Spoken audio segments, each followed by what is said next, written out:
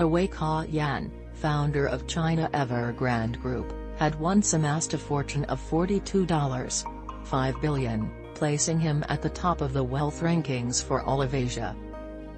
But 73% of that immense fortune has now evaporated, and the tycoon will almost certainly lose even more as anxious creditors, suppliers and home buyers besiege Evergrande's offices.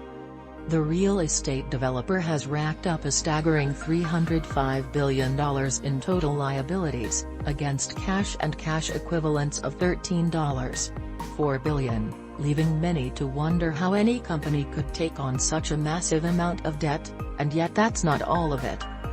Evergrande has not only borrowed from banks, trust firms and bondholders, but also from its employees and wider society. The company has as much as $6.2 billion in off-balance sheet debt, according to estimates from local financial journal Caixin, which includes so-called wealth management products sold to retail investors, one of whom is Liz, a 35-year-old employee of a local government branch in the eastern Jiangsu province. Evergrande is a Fortune Global 500 company, right? She said, referring to the publication's ranking of the world's biggest companies. And I have a friend who worked at Evergrande and invested 500,000 yuan, $77,000, of her own money.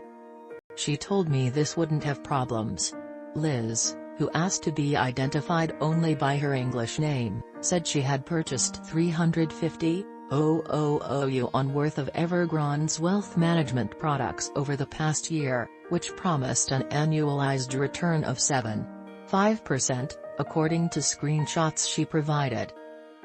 Evergrande had told her that part of the proceeds would be used to fund its expansion into building electric vehicles, a business that is now also on the brink of collapse.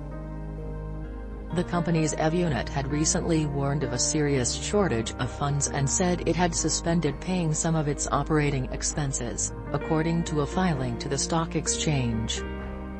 Liz said that she had successfully redeemed 100,000 yuan in principal and interest payments towards the end of last year. But for the rest due next January, she worries she may never get it back.